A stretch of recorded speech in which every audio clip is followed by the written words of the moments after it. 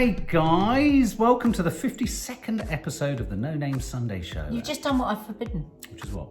Hi guys, to social media. Can you actually believe we are 52? That means we're a calendar year in. We weren't going to do one last week, but we did a live one. We did a live. We enjoyed that live one. So did you good. enjoy it, guys? So I think good. you did. How do you feel about 52 weeks? I can't believe it. I'm really proud of it actually, because it's like we said before. It's no mean feat. To do an hour's worth of proper television. It's true, and I like the dogs. You like the dogs. Should we go to the dogs? Sing it. Who let the dogs out? Oh, oh, oh. Who let the dogs out? Oh, oh, oh, oh. Who let the dogs out? Oh, oh, oh, oh.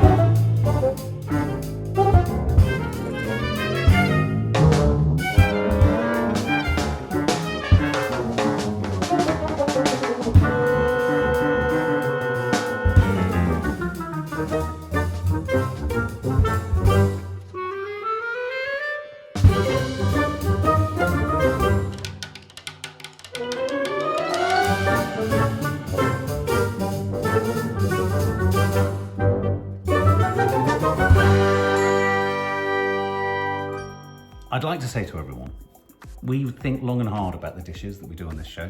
Pull that hair over. We think long and hard about the dishes. We like them to have, for my purposes, I like them to have a bit of colour, a bit of complexity, little moments where you can go to music. And I'm not an enormous fan of veg. So tell us, what's today's dish, Nads? Today's dish is a very fancy ratatouille, and I think I should read out to you the text message from my mum yesterday. Oh, well, why don't you? Yeah. Here you go. So just to clarify as you find that text message, Nat, is ratatouille just a vegetable dish? No, it's not a mere vegetable. It is a mere vegetable dish. It's a symphony. A symphony. This is from my mum, who's very fussy. Yeah. Oh my God, that was out of this world. Please don't call it ratatouille. There's an Arabic dish called sheikh al-mashi, which means the sheikh of the stuffed ones, the king of the stuffed ones, basically. So this is your queen of aubergines. Yum, yum, bloody yum. That was from my mum. It's easier to call it ratatouille. Those are so colourful. Look at all the colours, and the tomatoes and the courgettes and the onions and the garlic and the olive oil and the aubergine. Can anyone guess what I'm making? Aubergines are rude. If it's an emoji. In emoji world. It's rude. I am making... What are you making? A proper ratatouille. Ooh. Now, the reason I'm saying it's a proper ratatouille is I can honestly say I've eaten ratatouille hundreds of times. Show off. But I would say, probably not hundreds, that's a bit much, dozens of times. But I would say that most times I've eaten it's been utterly disgusting. And the reason why I hate it, usually, is because it's just a vegetable stew, which is a load of onions and tinned tomatoes boiled together with not enough salt and no flavour of the individual vegetables. This is from the south of France. This is, the joy of fresh, your brightly coloured vegetables. And at a time when we are looking to eat more fruits and vegetables because we need to support our immune system more than ever, I just thought this would be a really nice dish. It's fantastic for vegans and for vegetarians, and as a side dish if you're a meat eater. So if you've got mixed eaters in your household, you can like this with lamb. Oh my god. Lamb! Like a leg of lamb. Or Sorry. if you're wanting to eat Bit of less lamb there. meat, Sorry. just with a tiny single lamb chop, Lamb! a big jacket potato and this ratatouille on the side will be just out of this world. You've got to pre-warn me when you say lamb, babe, because it happens every time. So I've got lamb. So you've just seen what I've done there, and I've got my oven on at the hottest. I think it's at 230, okay? Show off. So I'm just gonna put some olive oil. So olive oil Like your flowers, by and the a way. little salt. I know, it's so lovely. A lovely man bought me those. Yeah. Just rub the oil in. And you're gonna cook these for about 20 minutes, but it will depend, because we want them blistered, charred. Oh, do we? Yeah, so it might take longer. Were you ever a fan of the red hot chili peppers? Another way you can do it is under the grill, of course, and just char them like that. But this is fancy. This is long, slow cooking. This is, put the radio on, pour yourself a glass of wine, Sunday cooking. Why don't we ever put the radio on? Because we haven't got a bloody radio. We always at put the work. news on. You can put them on the telly, the radio. Hi, darling. Oh, Christmas is over. Da, da, da, da, da. Right. Right, I'm going to put about 6 fresh tomatoes. Ooh, they look nice. Now, okay, I'm not going to keep saying what you could do. Let's know that this is a fancy ratatouille. There are easier recipes online which are just tinned tomatoes and all of that. Not But too this fancy. What you doing? This is, no, but to use fresh tomatoes is fairly fancy. Oh, I see. Rather than tin tomatoes. Yeah, but it's all the difference. Because what I'm trying to do is bring in a bit of sunshine. Because this is the sunshine dish. This would be really, you know, served in the height of summer in As the you south said of that, babe, France. the sun came out. Do you remember that when we were doing Eating in the Sun? Yeah. That beautiful restaurant where they had the market garden, the kitchen Yes, garden. yeah, the And Alain they went and got Ducasse. all the courgettes, and they would use yellow courgettes. They'd use all the different cut. That's the inspiration for the kitchen garden I want to develop. Yeah, for you. I would love that kitchen. That's what we're developing. Absolutely, you don't have to do this. But I want to. But this is what you do to take the skin off the tomatoes. Okay, so you're just boiling water, and you just leave it like that. Aubergines. I love an aubergine. I used to always salt aubergines, but now I don't bother. Can I just ask, are you actively ignoring everything I say? Yes. Oh. What did you say, darling? I love aubergines. I'm just trying to have a conversation with you. Yeah. Do you really love aubergines? I love aubergines. I didn't know that. I love metabel. Wow. I love them when they're roasted or fried. Fried. There's nothing like a fried aubergine. Why are they called eggplants? It's just an American version. I don't know, it's just a different word.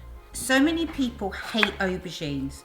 And the reason they hate aubergines is they are cooked really, really badly by so many. Right, there's 2 ways now that you could do this. If you wanted a lower fat version, what you can do is just put this on a tray and spray oil and salt on them and just bake them for about 20 minutes, maybe the same time as the peppers, and they'll cook down. But I'm doing it special today. What and are I'm you gonna doing, fry Miss them. Sawalha? Now, Can I just ask, are aubergines described as the vegetarian's meat? yeah, they are. Good car. Yeah, I know my stuff. I'm just looking for some. Am I also right, Nads, in thinking that in the kitchen culinary terms, the aubergine is a penis? Yes, in the emoji world, it is a penis. Okay, just checking. Right, now, I'm going to use some sunflower oil here, but to be honest, in France, they would use olive oil to fry the aubergines, but it's just too pricey.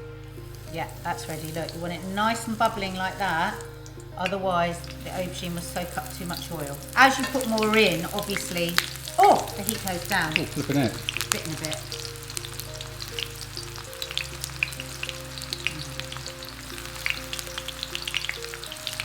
You want to be super fancy, fry them in olive oil. Now, that's another reason that ratatouille is often so disgusting, because people will just throw in the chopped ratatouille into the tomato sauce and then it boils and then it's just nothing. Oh, it's just like eating bits of sponge. Absolutely horrible. So if you've ever had aubergines just boiled in sauce, there's no way you will like them. But if you've never had them fried, Mark, tell them they don't know what they're missing, No, do they? you don't know what you're missing, guys. So just keep on frying those for a few minutes because we want them nice and golden brown on each side. Golden brown. Okay, so while that's happening, peel our tomatoes. Run them into cold water, they're really hot.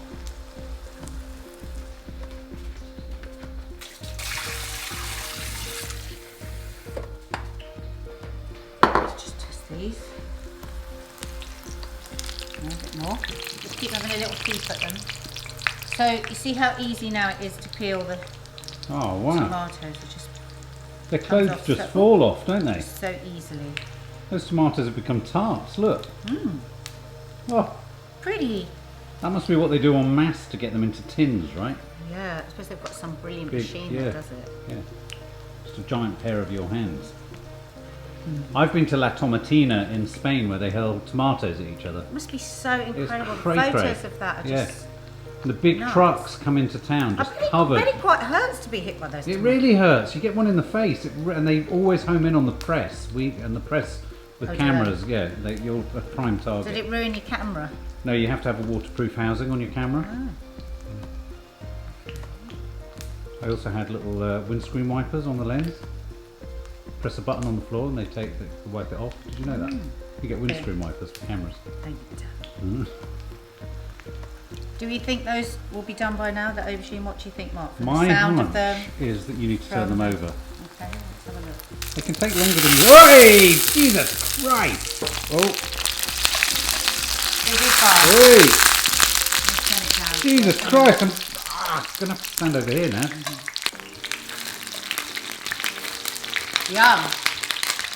That one's a bit overcooked, but it will still be delicious. That's kind of the colour, that sort of colour you're going for. They're perfect. Just drain them on some kitchen paper. Because I learnt how to make this from my mum. This is how my mum makes it. And I was surprised by how many recipes don't say to fry the aubergine. If you don't want to fry this, honestly, just drizzle some oil on and put them in the oven. They'll be lovely. Okay, so you can probably go off and have a coffee, Mark, while this is doing. And then Cool, brilliant. I'm going over to get a coffee then.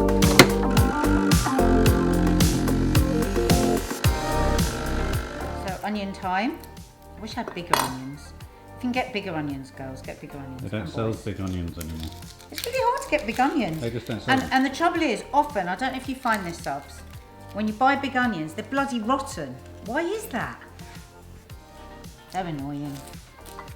Okay, so 3, 4 onions, whatever you fancy. I probably would put 4, but I can't be bothered with peeling and cooking 4. Really nice if you make a big batch to have, like, on, you know, lots of people are working from home. It makes the most wonderful jacket potato filling. And of course, because you're cooking all the veg, you're not overcooking the veg. They're full of all their colour and their vibrancy and their vitamins. Is the word ratatouille French or Italian? Ratatouille, oh no, it's very French. Yeah. I wonder what it means. What does ratatouille make you think of?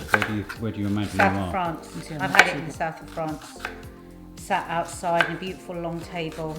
Oh, with gorgeous wine and oh. The south of France is quite annoying to travel to, isn't it? It's always been a bit. Yeah. It's a fag.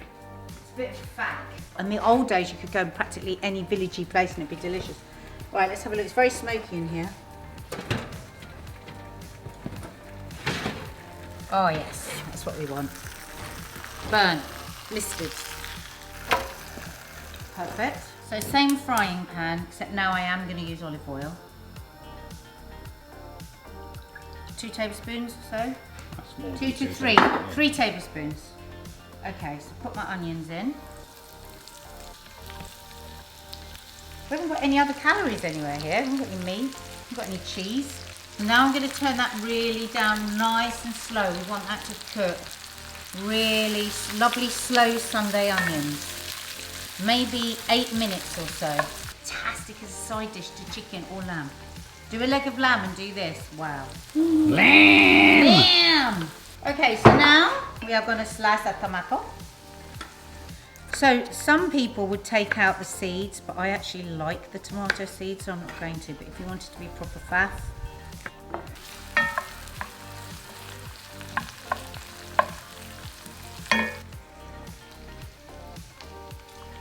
That's how I like a pepper. oh, lovely and syrupy. So I'm going to take some of the skin off, but not all on all of them. Like that bit, I think would be really nice. That sort of blistered, caramelized bit. Look at that, yum. Chop the pepper. Yum. Yummy, yummy, yummy. I love in my tummy and it feels alright. I wish I had different coloured courgettes. Okay, so that's our pepper. Oh God, it looks like I could have done a bit more pepper. And our courgettes. Slice them fairly thinly. This is a very healthy choice for January, darling, isn't it? It's good. I was expecting there to be no veg in the shops, but there was loads. Oh my God. So the onions have been cooking for about 5 minutes, which means it's time For what? for the garlic. Okay, so I'm doing garlic a couple of ways in this. I will definitely be taking this dish over to my mum and dad. So blessed to have them next door and do Meals on Wheels. And they love, love, love garlic, and it's also really good for the immune system and everything. So I'm going to put a lot of garlic in, but you can reduce it. So I'm just quartering this garlic because it's going to cook nice and slow. You won't get a yucky, horrible lump of you know, bitter garlic. It will be soft and squidgy. And I know my dad will be searching in the dish for those bits of garlic. So, okay, so I'm going to put about another 6 in like that, and then I'm just going to put them down slowly. You don't have to watch, just spit all. Right, I've turned that right down now for a bit because see how that's starting to go brown. I don't want that onion to go brown, so I'm just going to let it cook in the residual heat. And now for extra power of garlic flavour, I'm grating some garlic in because it gives a different garlic hit when it's minced. Oh, yum. Oh, doesn't that look lovely? Oh God, just that I could eat on toast. Just onion and garlic like that. Okay, that's got about 1 more minute. 140.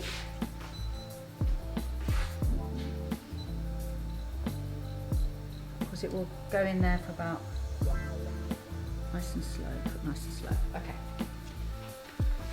Now I sliced 6 tomatoes, but actually because I've got a lot less courgettes than I thought, I'm probably just going to use 4. So I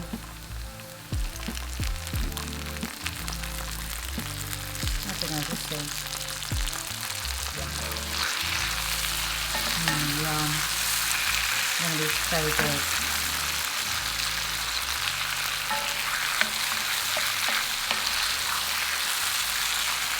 Add a very good pinch of sea salt. Tomatoes like a lot of salt. Of course, if you're on a no salt diet, don't add any salt. And I feel really sorry for you because no salt diet is horrible. Is that pepper?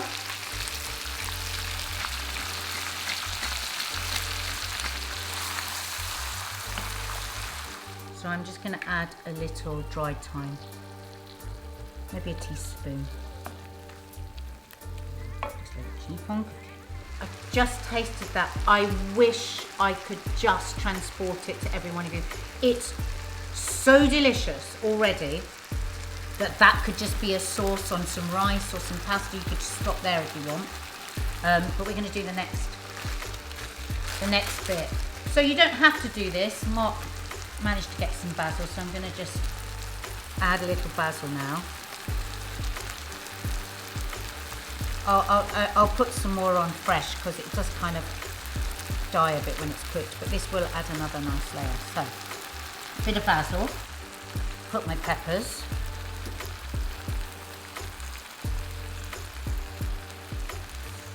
oh my God, how beautiful does that look? I mean, my God almighty. my aubergine. And you notice how I'm not just squishing it all in with all the tomato sauce, because then that would be a vegetable stew. We don't want a vegetable stew. We want a ratatouille. See, I think the vegans and the vegetarians need a bit of fuss, don't you? What do you think? Lovely. Some olive oil. Some salt. A little garlic. I know this is odd, but trust me. Make sure every bit's got oil on. Bit of salt, bit of garlic.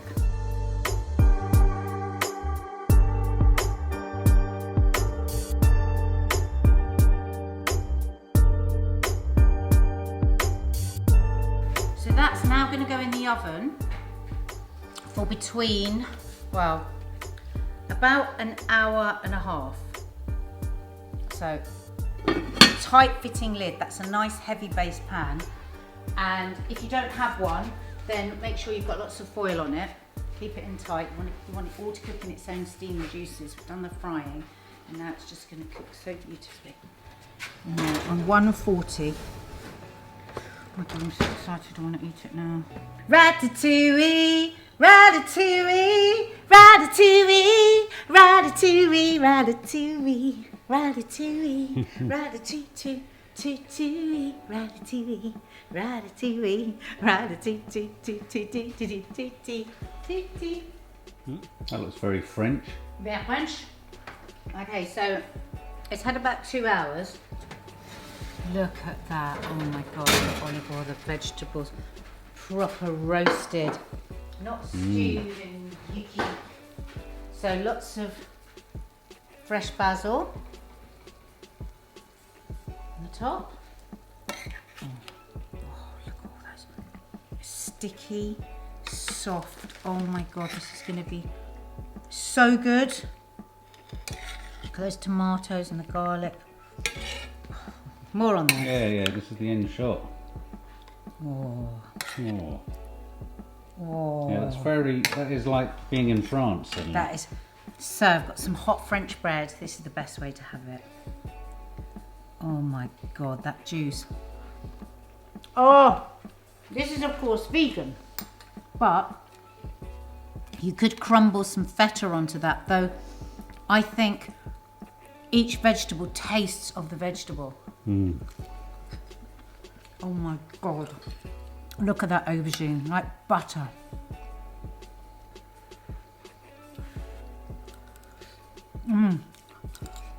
Oh.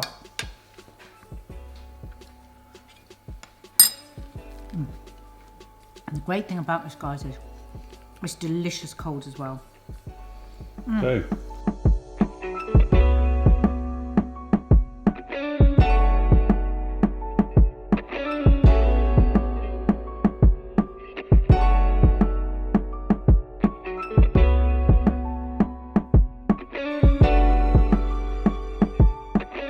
remember the whole garlic I put in? Look at that, just squidgy and soft and creamy. Oh my God. Worth every moment. Where are we going now? Memes. young adult. She's Yeah. 18 now. Go to the young adult while I just finish this off. God, it's so good.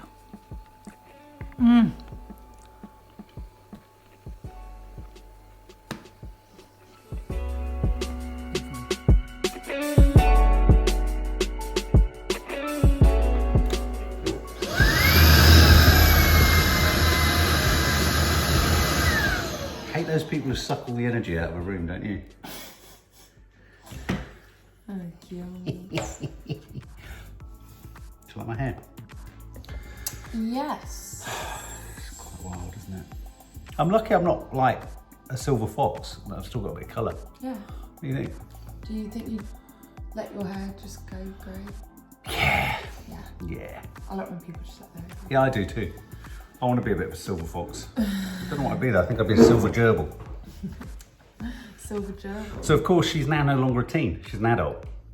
So what do we call this? I don't know. What do we call it? Young adults. I don't know. That's a bit boring, isn't it? YA, young adults. That's like the genre of fiction in a bookshop, isn't it? Yeah. Young adult fiction. I know what we call it. Funny shit. Yeah, why not? That's why we have these meetings. Not? Let's do it, baby. What have you got? When your smoker's cough starts acting up just around coronavirus. Ooh, how convenient. Ooh, how convenient. Ooh, how convenient. He's such a lad. Yeah, I love him. Isn't he? He's so grinny. Yeah. Let's go, Heroes of the Year, Lorraine. I think, stay with me on this one. Piers Morgan. Go fuck yourself. I heard about this. I appreciate the sentiment. And don't look at me like that. I love the way. Just stay with me, love. Okay. I think, stay with me on this one. Piers Morgan. Go fuck yourself. Did you say it that quickly on the night? I read about this, and I have to say, deservedly so. Yeah, why would you say that? Why would you say that? Piers Morgan. The most provocative guy there is. It's just so annoying. So me after putting one load of clothes in the washing machine. Yes. Oh, I'm so tired, yeah. I would die. I'm so tired. I'm really tired. I'm so tired, yeah. I would die. I'm so tired. I'm really tired. We've got a dryer now. Let me show you the moment I knew that this country was finished. Shaking hands continues. I was at a hospital the other night where I think there were actually a few coronavirus patients, and I shook hands with everybody. You'll be pleased to know, and I continue to shake hands. What an absolute You're plonker. an absolute idiot. Boris the Burke. Absolute idiot. Most of the UK tonight. This is going down as the worst New Year's Eve on record. I'm now being taken into the sitting room to watch the New Year in on telly. That, in my book, darling, is about as low as you can go. That was everyone's night. Yeah. I wouldn't be shocked. December 31st, 2020, 11:59. December 31st, 2020, 11:60. It just doesn't end. It's the way he goes from smiling. That's very funny. I think, unfortunately, I'm worried that's what it's going to be, December 31st, 2021. Yeah. What do we do if it is, Maddie? Sorry, I'm supposed to keep you... I don't know. I'm supposed to keep you motivated. It's not going to be like that, Maddie. That was very convincing. Yeah. The most hackney thing you'll ever see. Oh! Did you hear him go? Oh my god, look, that's such a hackney sound.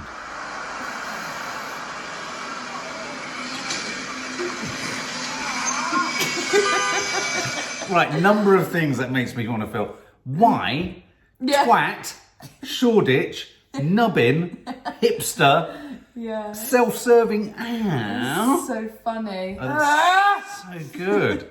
It's just so British. I mean, I shouldn't say this, but I would almost actively want to knock a guy off a penny farthing. I mean, It's so ridiculous. you can see it again. It's so ridiculous. I want to watch it again. Whole food markets as well.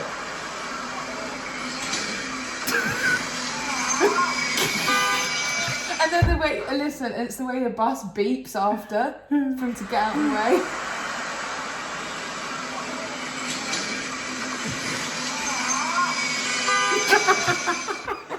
Yeah, just get up, you bearded bastard. You idiot. Tier 8. This is how Boris will wake you up if you even dream about being outside. love that. Wake up. I said, wake the fuck up. Sleepy time's over, little motherfucker. Let's go. Wake up. I said, wake the fuck up. Sleepy time's over, little motherfucker. Let's go. Wake up.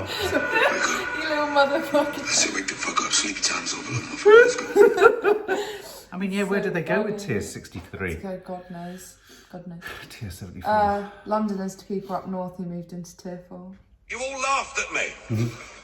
Well, I have to say, you're not laughing now, are you? You all laughed. Farage. He's gone quiet, hasn't he, since we Brexited? Thank God. Presumably, everything he's ever wished for has happened, and now he'll fuck off. Yeah. Parents, don't wind the dog up. Me to the dog.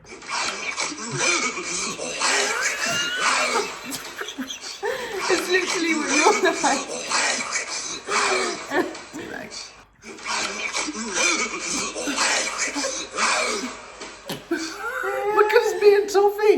That's Toffee's POV of me. Oh dear. That's brilliant. Peter Crack playing golf has helped me through the heaviest of contact, you know.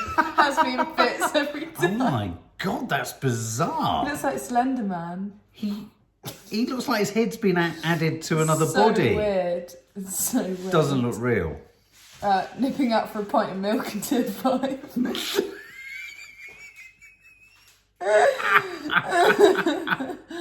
It's so funny. Oh my god. That happened to me today.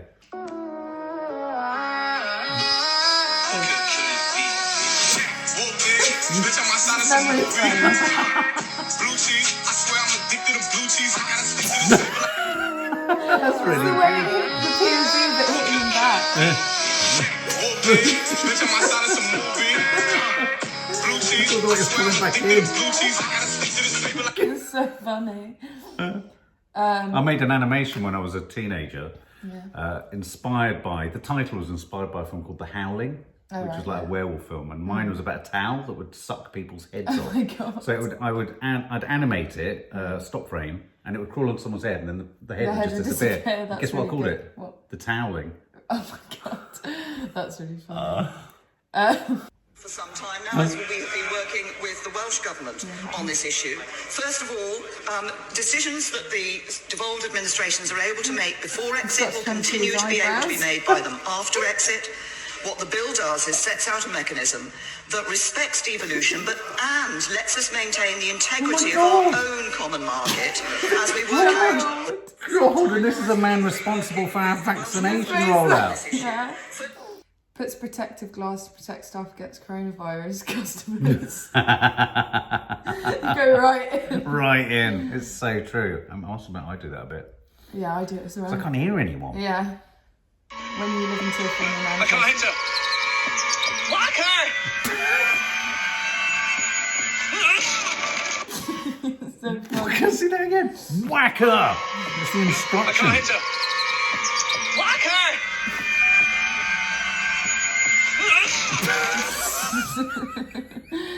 Oh, it's so Oh funny. my god. Snoop Dogg after the vaccine. It's him! It's so It's funny. him! Just eat. Get a bit, just eat. What's the music? I can't remember. Just eat. Just J-U-S-T-E-A-T. Oh look, Jay. Yeah, just Just eat. Now I'll go to... Boom, we're going to the hallowed halls of TikTok, where people are vicious and funny. Okay, new challenge. Wait till your dog's sleeping, then take one of his favorite treats and put it under his nose and see if he wakes up. He just starts twitching. Wait. Wait. Wait.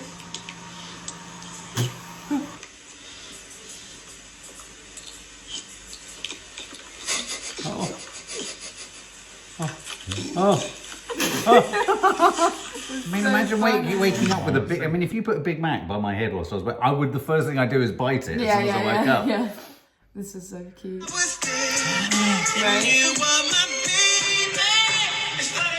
Oh, Cute. such a cute. I love them so much. What I love about TikTok is the grid. You can see just insane people. Yeah. It's like a grid of insanity. Yeah. This is really funny.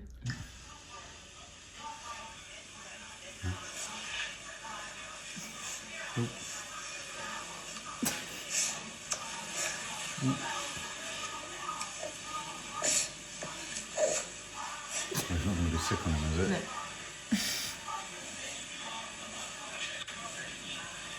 Nigga, why are you so close to me, bro? Bag up. Why is your glass Oh, maybe to he me, felt bruh? comfort in the heat of the bread. It's so cute. Ah. This really made me laugh. POV. I'm the girl in your class who went to Paris once. What's this? Oh, it was just a little thing I got in Paris last week with my family. Yeah, I went to Paris. Yeah, it's so nice. Pardon, you what am I saying? Sorry, still stuck in French mode. Oh. Yeah, I went to Paris last week with my family. Yeah, it's so nice. It's so good. Oh, yeah, I'm so tired. Yeah, I think I'm still on Paris time. Oh. No, I know it's only an hour ahead, but like, You get into the routine, and you get a bit like, so do you want to fetch my bit of your croissant? Thanks. It's not very authentic, is it? It's not very Parisian. What's Paris like? Have you watched Emily in Paris? Yeah, well, it's a bit like that, but just like a bit more Parisian. So God, funny. he's so annoying. Yeah, but because it's he's just so real. Yeah. I remember some friend who was like that, and they're like, "Yeah, I've been to America." Yeah, they're so Started talking annoying. American. I was just like, "You're not American." Me staring at the wall, making the ghost think I could see it. What the fuck are you looking at? Ugly bastard.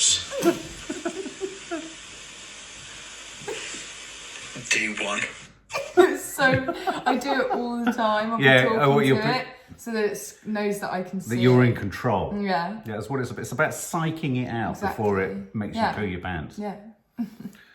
Hey, Budgie, let me get it. Ow. Hey, no. Let me get it. Ow. Thank you. Hey, Budgie, let me get it. Ow. Hey, no. Let me get it. Ow. Thank you.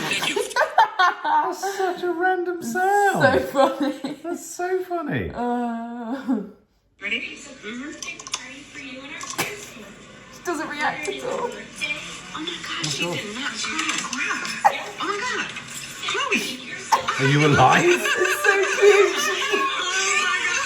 You are my god now, for real. Oh my god, she's felt react nothing. at all. She's like Captain Marvel's daughter. Yeah. This is funny. Zeus, get down. She's not gonna get up here. Get down now. He's always looking at me. Now, go. Bro, I'm not playing, bro. I don't care. You know, I don't give a fuck. I don't care. Get down, bro. Now, let's go. Come on. Dude. He's so cute. Oh, he's lovely, isn't he? He's like, cheating. Get down, bro. oh, he's- Oh my god, why are you crying? oh, He's so cute. Get down. oh, he's so big and cuddly. Oh. Tell him, baby, tell him. I want him. Oh, bless him. He's so cute. He's the dog's bollocks. And this literally. this made me laugh a lot. The dog's so excited in this. Okay, guys, it's Freakishly Fucked Up Friday, so I got all of these drinks to peel off from my fridge. So let's start doing that. Just carry some like that. Wait. Is he an alcoholic? Wait. No, he's not going to drink it. Yeah. He just gets it. Wait.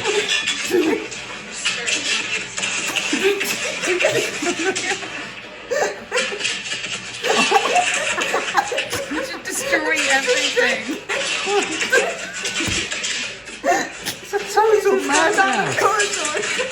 So he's not aiming to go anywhere. Oh my god, I want to be in that house. He's just so excited. I want to be that dog.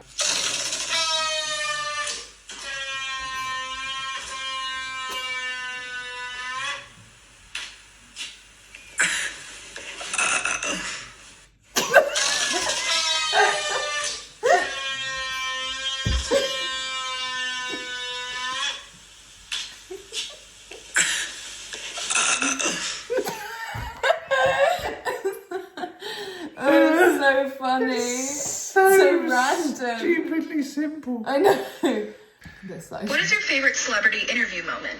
I have my same best friend since I was 12 years old. He's awesome and imaginary.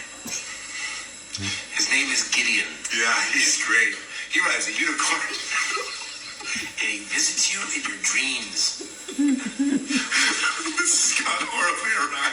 I like it that you're really laughing, and now you can't, stop. I'm just hungry. off the hat. Oh, don't do this, you jerk. I can't take off my hat. Otherwise, his head will fall off. Otherwise, Gideon will come and get us all. Fly into the picture. I'm starting to feel smear you. Don't take off your magic hat, Jason. Gideon will visit you. I'm sorry, Gideon. Oh, Rod, that's He just brilliant. runs out. Oh, I love it.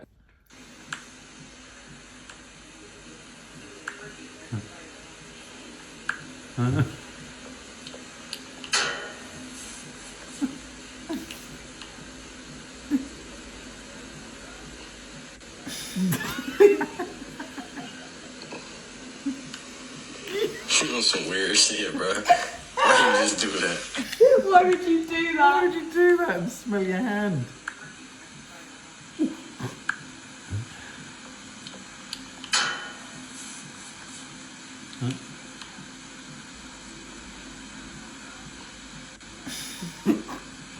He licks it too. You know some weird shit, bro. It's so weird. Why did you just do that? Why would you do that? I know, this made me really laugh as well. He's just like lip mouthing to a voiceover. Yeah. And the voiceover is supposed to be serious, but he makes it. It's quite long. I was so excited to find a passion fruit at my local farmer's market. So tonight, we're making margaritas, ladies. He makes it secret. I added the passion fruit to my shaker, along with some ice, tequila, Grand Marnier, fresh squeezed lime juice, Ooh. and some agave nectar. So good. Shake it up. And in a fresh glass, add some ice and pour it up. A tropical taste, so intoxicating, which is why It's just He's so very funny. good, He did it isn't he? So well.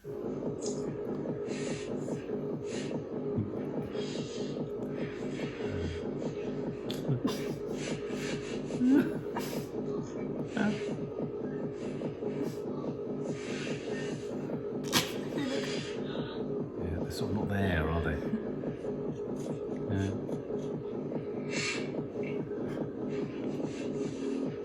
That's so real. Yeah. That thing's off. Yeah. So true. That's all. So true. Very good. I give you a J out of K. It's not bad. So Nads, it's the newspapers. First set of That's why I newspapers. got my glasses on. Yeah, you look like a secretary. What, Miss Take them off. Jones? You're beautiful under there. Good God. Good God, Miss Jones. Hello, do you like my top? Mark bought me this for Christmas. It's such a lovely colour, isn't it? Feel how soft it is. Do I feel lovely?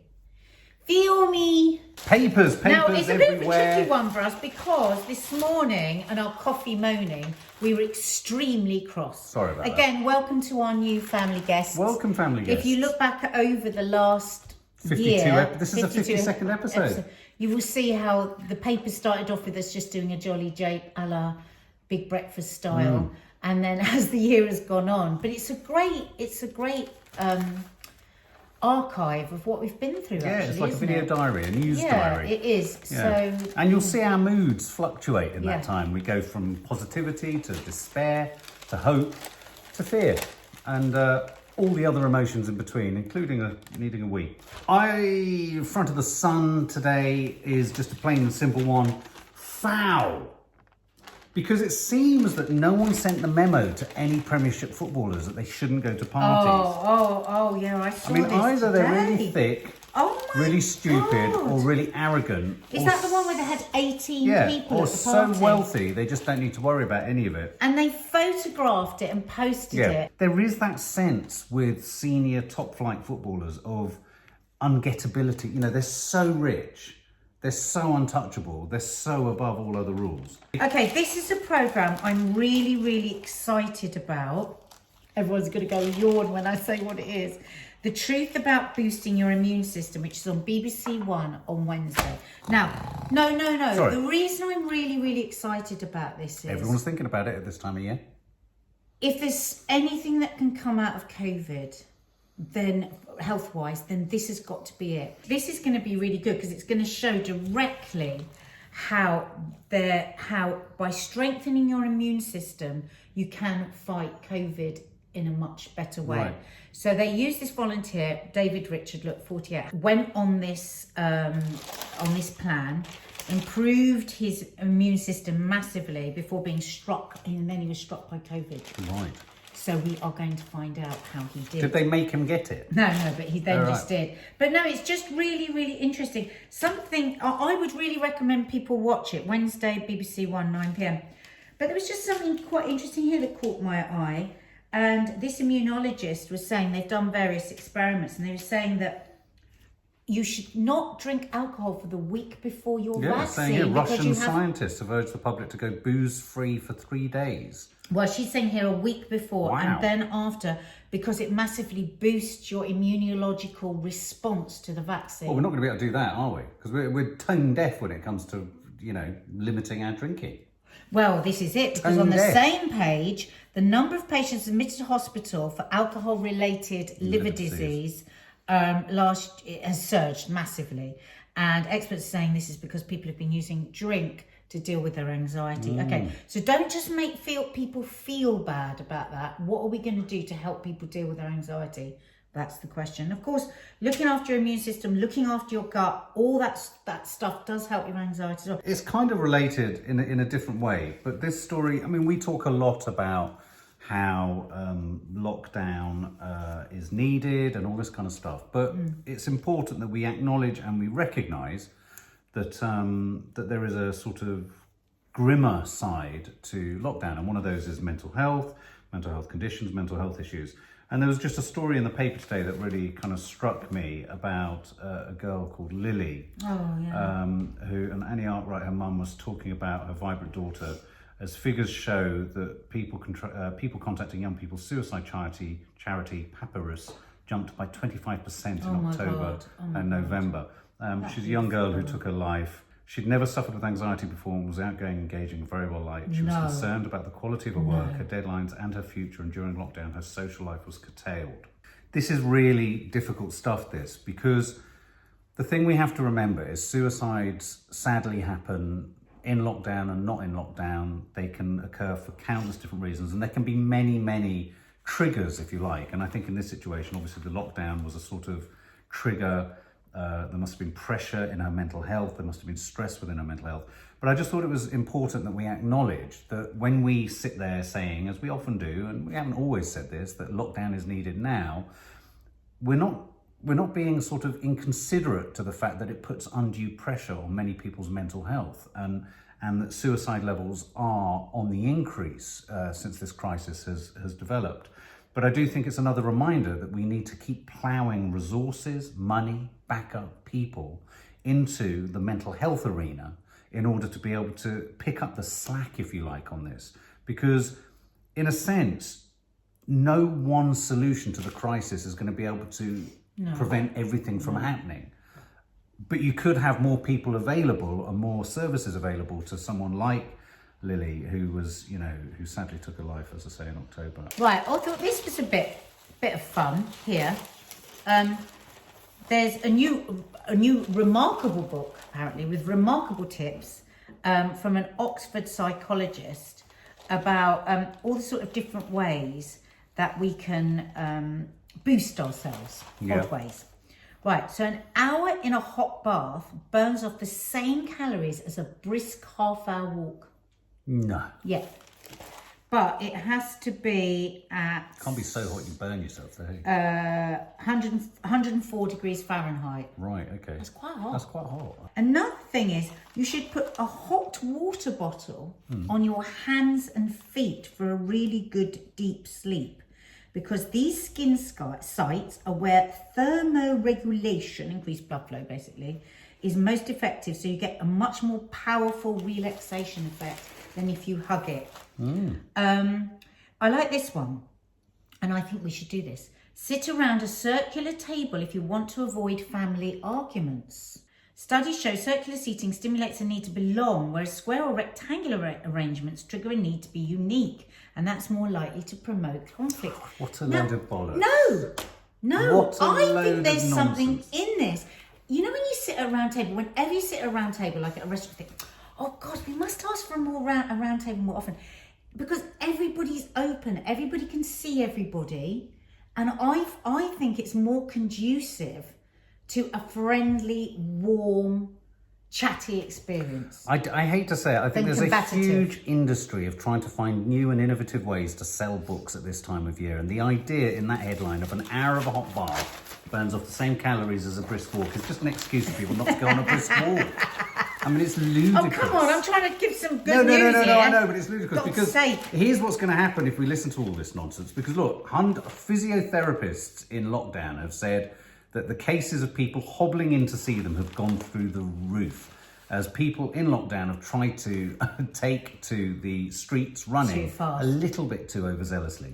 A popular way to get more active among Britons, which Nadia's doing, is the Couch to 5K app. Don't say they're going to say we shouldn't do that. No, but they're just saying that a lot of people are trying to run 5K straight off the bat. No, you can't do and that. they're having a lot of Achilles tears, a lot of knee injuries.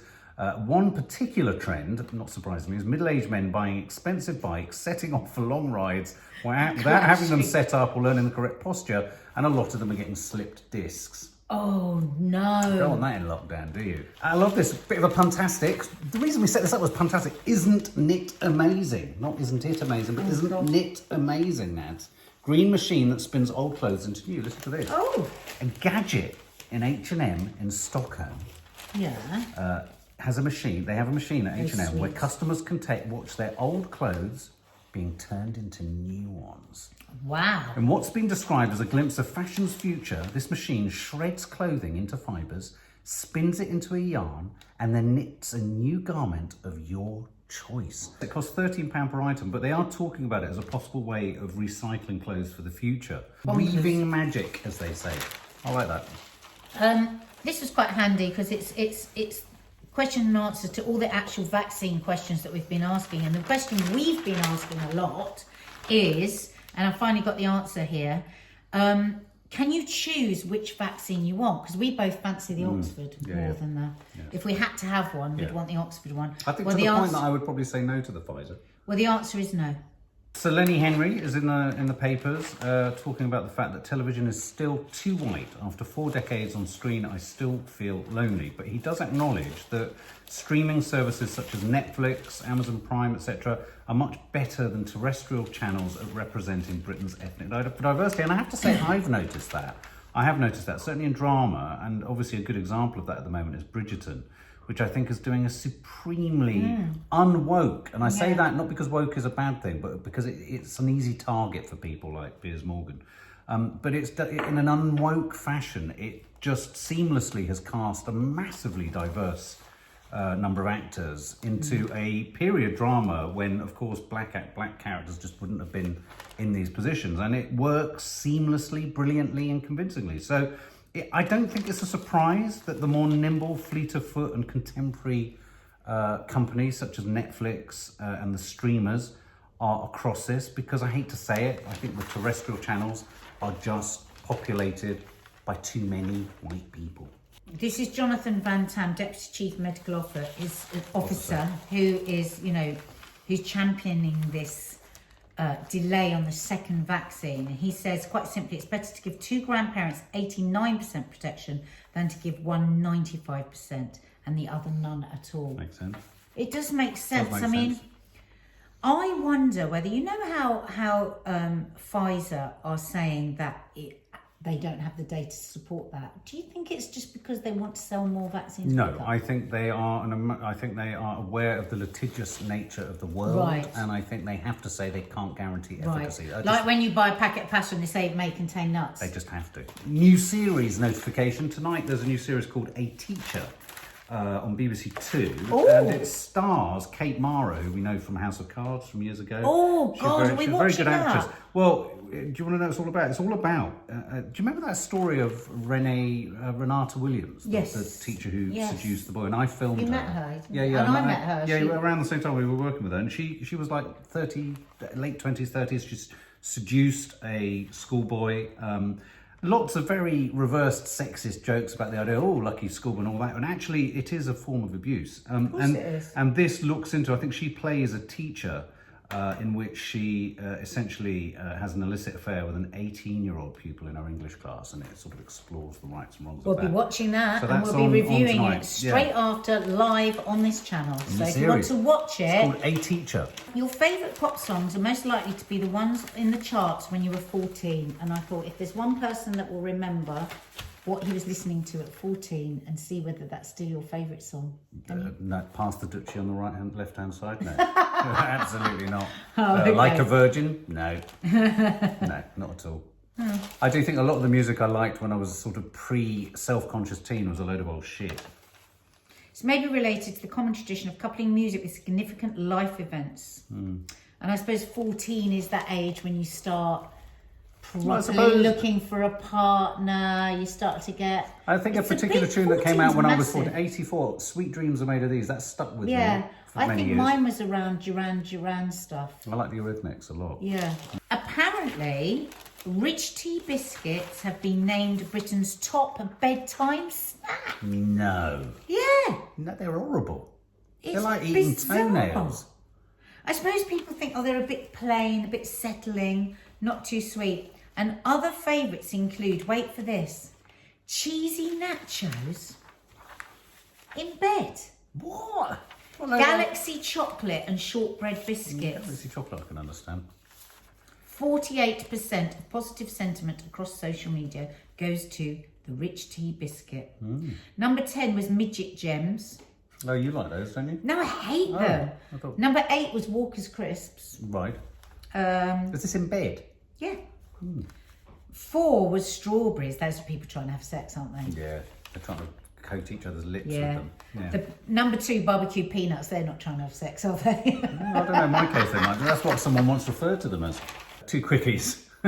Barbecue peanuts is still in mind. All in the mind for Sir Anthony. Sir Anthony Hopkins at 83 says his memory is good because he keeps reciting parts of Shakespeare's plays and poetry to himself. And in fact, I've seen him on Twitter doing this. And he like he says, the brain is merely another muscle and another instrument, piece of machinery. Keep using it, keep practicing. It will help with memory loss. He also celebrated something like, I think, 46 years sobriety the other day. And I was very proud of him. Oh, that Not must that he have needs my inspired pride, you. you know what I mean? Yeah. And Eamon Holmes, apparently due to his overindulgent Irish mother, still can't tie his shoelaces. No. It's why he wears shoes Oh, I don't believe without laces. Do you think it'd be ironic? Ruth wouldn't have that. A man of his sophistication? No, that's rubbish. That's what I thought. Anyway, can you tie my shoelaces? Okay, Nads, you've convinced us with Ratatouille, which is now called, what is it called again? Shake, rattle and roll, is it? What's it called? What? Your mum's name for the Shake al Ratatouille. Shake al mashi, or Ratatouille. What are you going to charm us with in the dessert section? Oh, I've made a lovely meringue cream mango roulade, which is like a rolled meringue. Now, we tried it on camera and it was delicious, but then I had a bit more later on and I thought, I wish I'd cooked it for 10 minutes more. No. Yeah. So basically watch what's coming and add 10 minutes 10 to minutes. it. But I have to say, she learned everything she knows about rolling things from me. Do check From his out Yule my log. Check Yule out log. his Yule log, for God's sake. And for God's sake, give him loads and loads of praise about his Yule log. And score, making sure you score when you roll it. Hello. Hello. So we've had our lovely ratatouille, which was a bit fiddlassy, It let's was. admit. But it's delicious. And now I'm going to make, it's a really simple dessert to make, but people are frightened of it. And I'm going to warn you, it might go wrong. But if it goes wrong, it will make it even more right. No. Yeah. I'm making a coconut mango meringue roulade. Whoa. Now, you will be amazed how easy this is, and it's a great show-off dessert because people just get scared about it because you have to roll it. A bit like your cake you made. Oh, a bit like my your Yule log. But it's a bit trickier because it's a meringue. And where people go wrong is they get so scared of the meringue cracking, but it doesn't matter if it cracks. There you go. It's lovely if you get oozy cream and oozy stuff. Fab. So, I know we've got a lot of new family guests, so you may not have seen me make meringue before. Oh God, where's my whisk? I've made meringues in different forms since the beginning. Now, meringues are funny things because meringues are very affected by the weather. Like if it's too humid or too stormy, I've heard meringues. That. Is it true? Yeah, it's absolutely true. Oh. Yeah. Some chefs will only cook meringues in certain weather. Really? But there are a few tricks. Yeah. It's weird, isn't it? I'm pretty sure if it's too humid. In fact, my friend John Waite was making meringues a few weeks ago and What he had is to it stop with John because the Waite? weather was wrong. So just a few tips. If you'll have seen me say these before, some of you, but the thing is, you can't repeat it too often. Right. So, really important, have your eggs at room temperature when you're making a meringue. Any kind of grease or residue in a bowl that you're making meringue will affect the volume. So always use some lemon, or you can use some vinegar on a piece of kitchen paper and rub it all the way around your bowl. Making meringue doesn't work in a plastic bowl. You can't make meringue in a plastic bowl. You do need electric whisks. You don't need a stand-up like this. You can just use the cheap hand electric whisks. We're going to use 5 eggs, but I really recommend that you don't separate them straight into the bowl here, because if you drop any egg yolk or anything into your bowl, then you won't get the volume. So do it 1 egg at a time. So just do them 1 at a time. That's why you're the cook and I'm not. I have to confess, I really enjoyed cooking over Vlogmas. Did you? Yeah, it was quite stressful, but I enjoyed the result. I always Your like the Yule result. log was amazing. Pardon?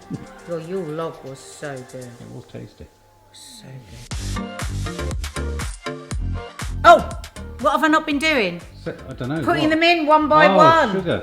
That's what you want to Yeah, do. that was me, my fault. Sorry, I'm I pretty distracted. confident that I'm not going to mess it up. But How you many never eggs? know. 5. Okay, so we've got no bits and pieces in there. So we're doing everything right so far. Quite a few chefs have said it to me. That a little pinch of salt will stabilise the eggs. Let's turn this around a bit. So, I'm going to put it on a medium speed. Meringues scare me. Yeah, they do, everybody, but it is just these little rules that you have to stick to. So we're going for fairly stiff peaks, and then we're going to add in our sugar. Last time I said that, I met you.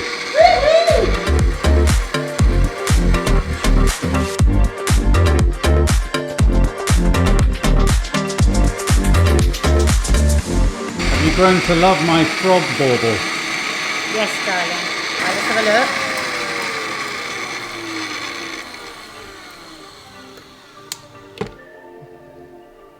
Oh, that's coming out. Little bit longer. There we go. See it changing now. Yeah. That's going to be a stiff peak. 275 grams of gas. Is that a lot? Yeah. So just a tablespoon at a time and keep it whisking. The reason you're just putting it in a tablespoon at a time is you want to whisk out the granules. You don't want crunchy sugar. So what you're looking for now is it to go really stiff, really, really stiff and glossy, shiny. Magical. Magical, magical, magical. It is literally magic. Just egg whites and sugar.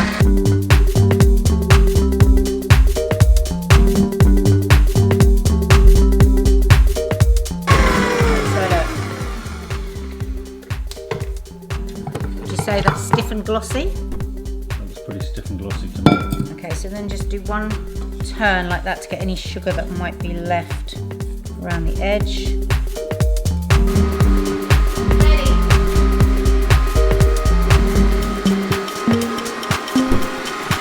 See how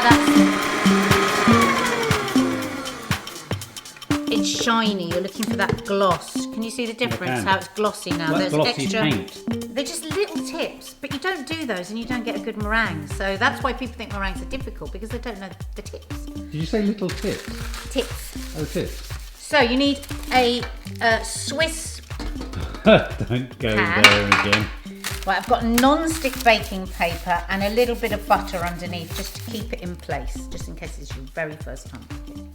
Right, so I'm going to sprinkle some coconut. Ooh. On the bottom.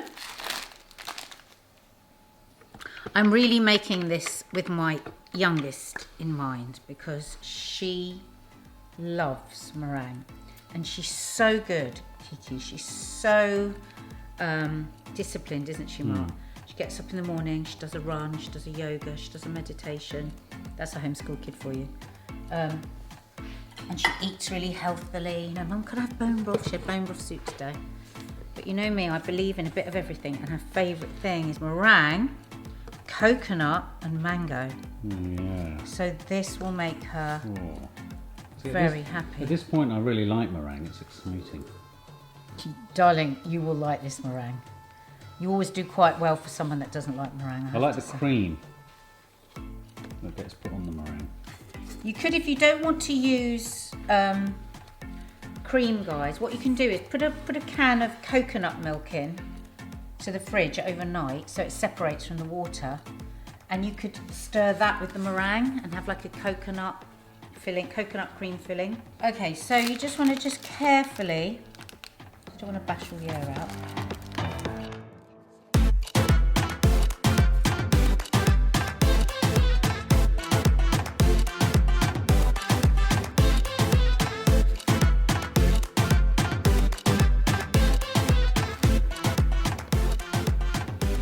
So putting coconut on the top as well means that that's what will be on the outside edge.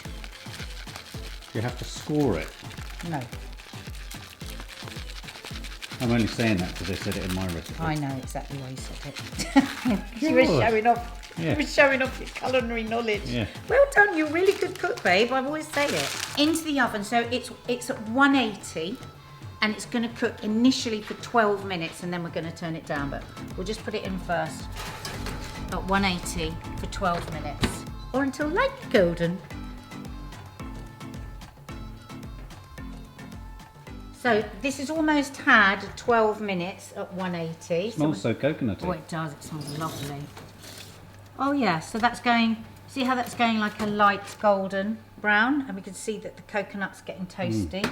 So that's 12 minutes at that. So now I'm going to turn it down to 160 for another 20 minutes.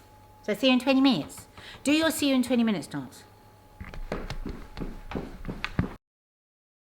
Okay.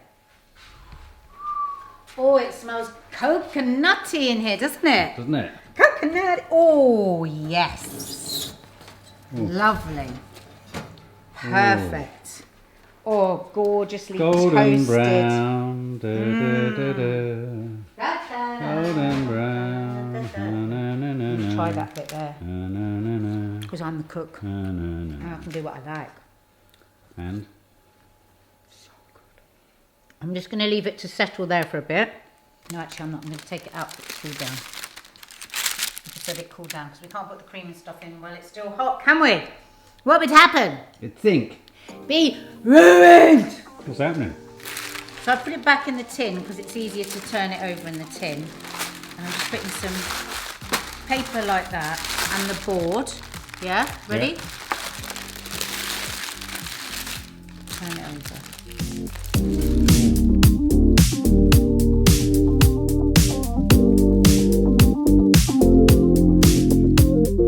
So look at that. Oh my God, it's so beautiful.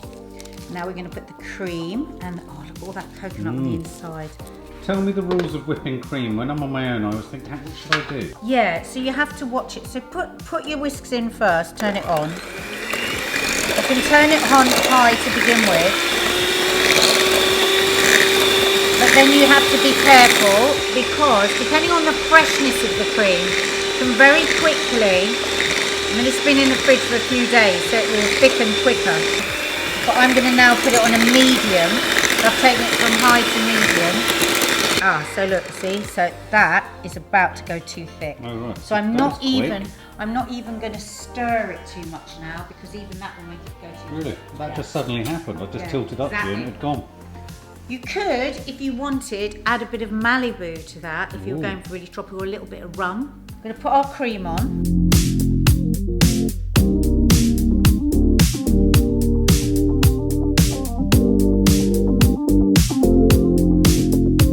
So I've chopped it up small because I hate getting a great big lump of mango. Could you use tinned mango? Yeah, you could. Yeah, absolutely.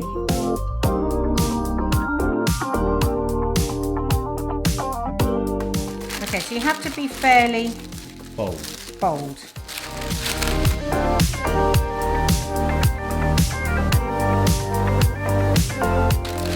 Ooh.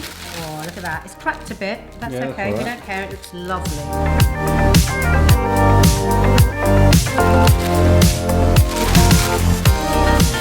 Hey. There you go. Coconut mango meringue roulade. Thing beauty. We'll have to cut into it. I want to see it cut into it. Okay, easy.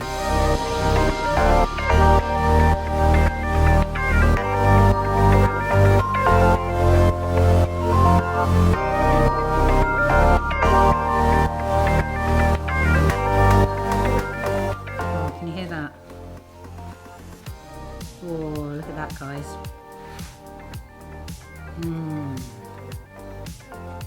Absolute. I'll try it.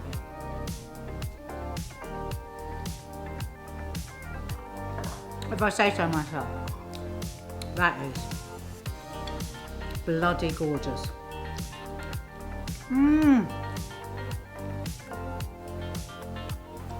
So guys, it's over to the book and Mark has been raving about this one.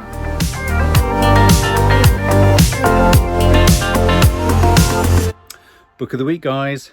Here I am, and it's Shuggie Bain by Douglas Stewart. It's his first book. Remarkably, he's won the Booker Prize. So it's a debut novel, and it is probably a modern day masterpiece. It's set in Glasgow. It's about a Glaswegian family. Shuggie Bain is the boy in the book. It stretches across a sort of 10-year period, 82 to 92, and it's about this boy, Shuggie Bain, and his relationship and his life with his mum. I mean, the front half of the book is about his mum, Agnes, and essentially her battle with alcoholism. I mean, for saying the location, the background, the conditions, the neighbourhood, the world they live in is so completely different to my upbringing or the world I grew up in.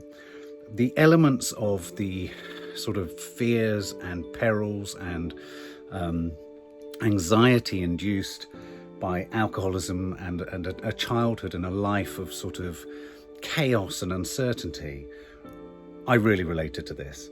It's beautifully written. It's a beautifully evocative, really granular, as in, you know, you're taken to the streets of Glasgow. Every interior, every location you're in, it's vivid. It's painted so vividly. Anyway, but as I say, it's about Shuggie Bain and his intense relationship with his mum. She's an alcoholic. She's described as a beautiful woman who looks like Elizabeth Taylor. She's a woman who you know, she has had children with a previous husband. She goes on to have Shuggie Bain with her current husband, who then decides to, and he's a sort of womanizing, abusive, very controlling, nasty man. He's also called Shuggie Bain. So there are actually two Shuggie Bains in this book. There's Shuggie Bain Jr., Shuggie Bain Sr. And essentially the father, so the boy's father, takes Agnes and the family and puts them in a sort of tenement block in a sort of coal pit village, away from life. So he sort of essentially takes them away from their surrounding family, plonks them in a house or in a tenement block, and then he leaves them there himself. So he puts them there because he wants to control them. And so it's a book about how certain people don't have choices in their life. And it's a profile really of the way in which Shuggie Bain's mum is essentially just worn down by the men she's chosen to be with. She then becomes worn down by her addiction because she feels there's no hope. It's a book about dreams. It's a book about aspirations. It's a book about the way in which, despite how meagre your circumstances are, you can still somehow sustain yourself with dreams of affluence or love or connection. It's about loyalty. It's about this boy, Shuggie Bain, who doesn't fit in, is marked as different, and how he finds himself increasingly isolated in his home with his mum as his siblings slowly sort of, evaporate away from around them. It's the way in which he has a particularly codependent relationship with his mother. And whilst I'm not for a minute suggesting my relationship with my mum is in any way equivalent to this, I really identified with that close proximity between the two of them, the way he would observe her doing things and behaving in a certain way that perhaps he knew wasn't good for her, the way in which men would look at his mum. He could, there's that sort of sense of predatoriness. There's some vivid scenes. A scene where Agnes passes out due to her being drunk, and the room catches on fire, and she endangers the lives of her children. There's another scene where another drunk woman. It's very good about addiction and how, drunk people attract other drunk people, and everyone in a drunken sort of group or social group is always looking at other ones in the group to kind of point at as being more extreme than them, and therefore they don't have to face their own addictions. And so there's this character called Ginty who's this sort of wiry, drunken, frantic, fidgety woman who's constantly egging Agnes into really dangerous and tricky situations just in order to justify Ginty's drinking habits. It's a tragically moving book, and yet it's also full of good humour. It's full of pragmatism. It's not gloopy and just negative. It's not just a sort of poverty fest where you're just like, oh my god, this is such a downer. I won't give you a clue as to what happens in the end. I mean, it has a tragic arc, and it drives you through. I mean, I read it in very few sittings. It was an absolute page turner. His use of language is beautiful. It's particularly Scottish. The dialect is Scottish, obviously. They're all Glaswegian, and yet there's a magical poetry to the way in which he makes it accessible to, say, an English reader like me, who isn't particularly, au fait with the dialect. You get a sense of place. You get a sense of smell. I've never read a book where my sense of smell or the sense of touch even was so vividly evoked. I felt like I could touch things. I felt like I was waking up in the rooms that she would wake up in, hungover.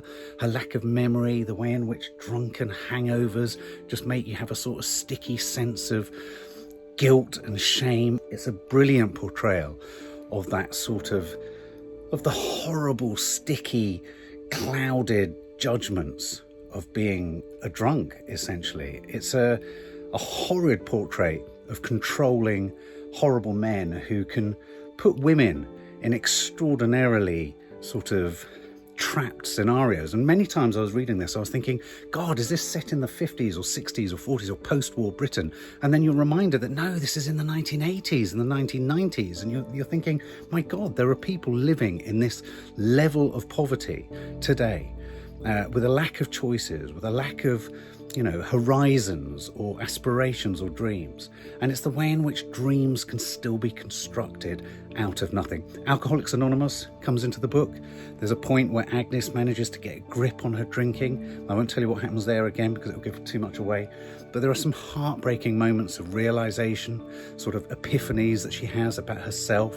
She makes the right choices. She makes so many right choices, but it's like her path is destined for something else. And of course, in the path of any great mother, whatever her intentions or whatever mistakes she makes, in her wake invariably comes and follows her child. And that is Shuggie Bain.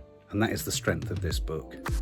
Nads, your dad wasn't well over Christmas. He hasn't been great. We did a live show. We didn't have him last week. He was well and truly missed by all of our family guests. That's why I am very happy to announce that Teddy Talks is back!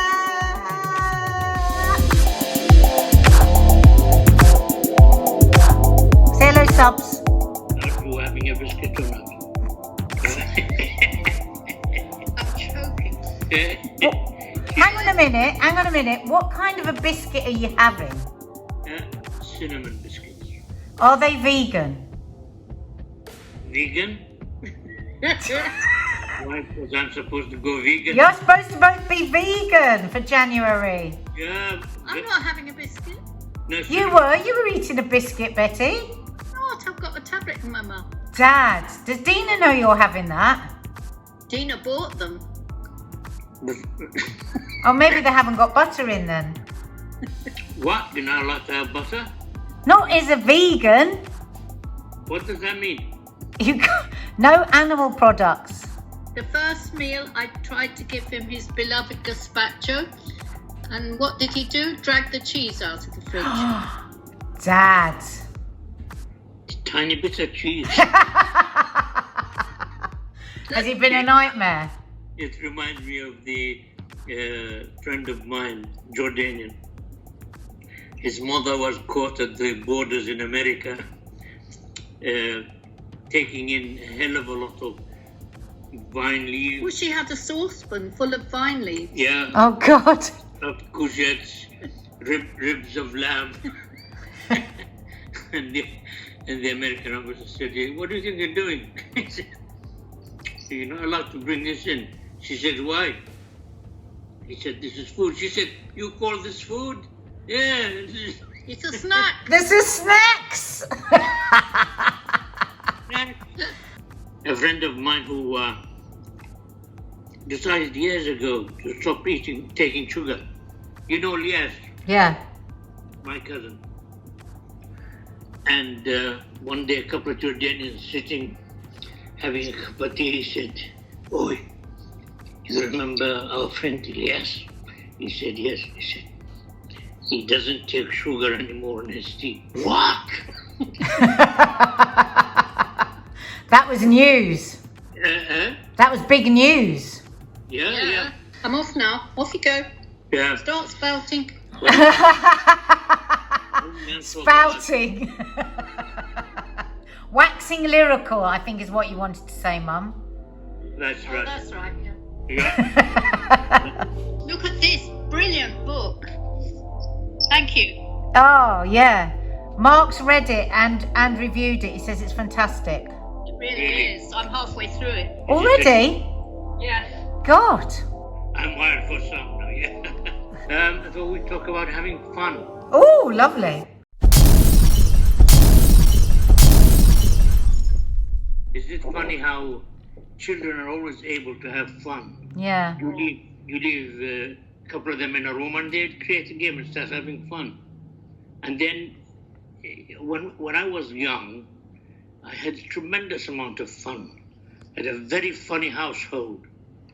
And then you get distracted. And fun goes away because you want self-respect or because you think it will interfere with your money-earning powers or whatever, you know. It's terrible. Terrible. And I'm reminded of the story of the tough grandmother whose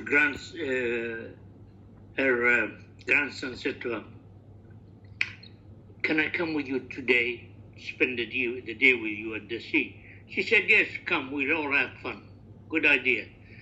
And sometime during the day, the boy gets upset by something, starts crying, and goes to his grandmother and, starts saying, So she gets hold of him and she said, "Yeah, you said you were coming to have fun, and have fun you will." And she ate him. Oh, my God. My mother would have done it. And the boy got so desperate, he jumped in the sea, almost trying to drown himself. Oh, my God. But he was fished out. Is this a relative? Huh? Is this a relative? Yes.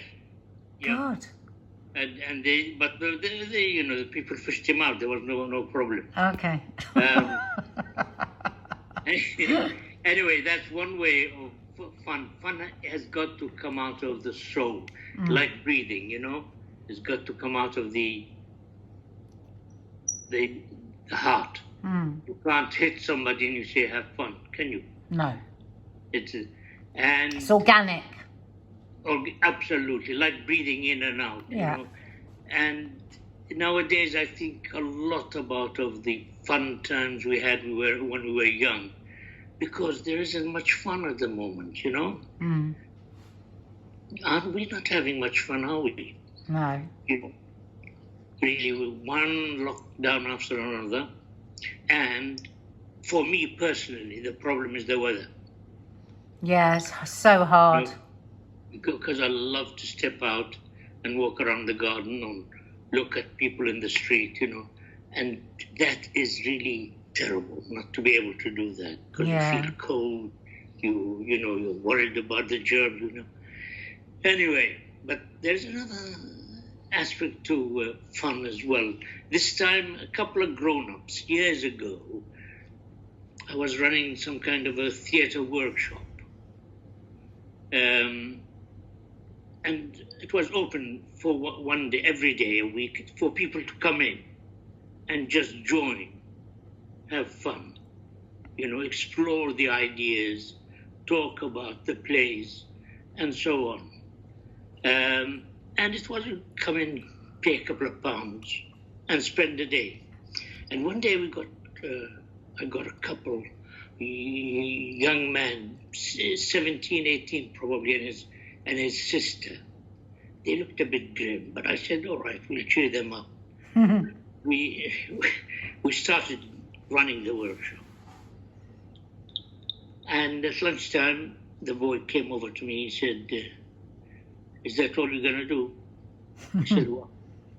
He said, you know, what you're doing. What is it? I said, we're having fun. You know, exploring ideas, knowing each other.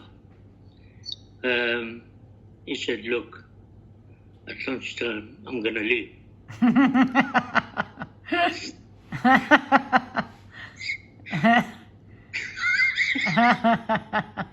I want my money back.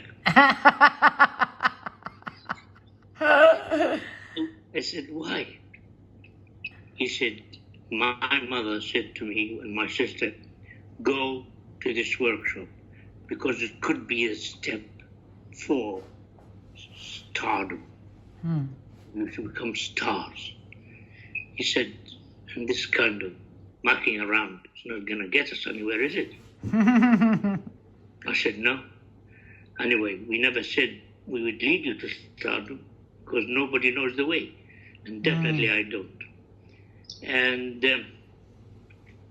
at lunchtime, he took his money and took his sister and walked away. It was very sad for me because I could see that the man's determination to make something important of himself has buried every other quality within him.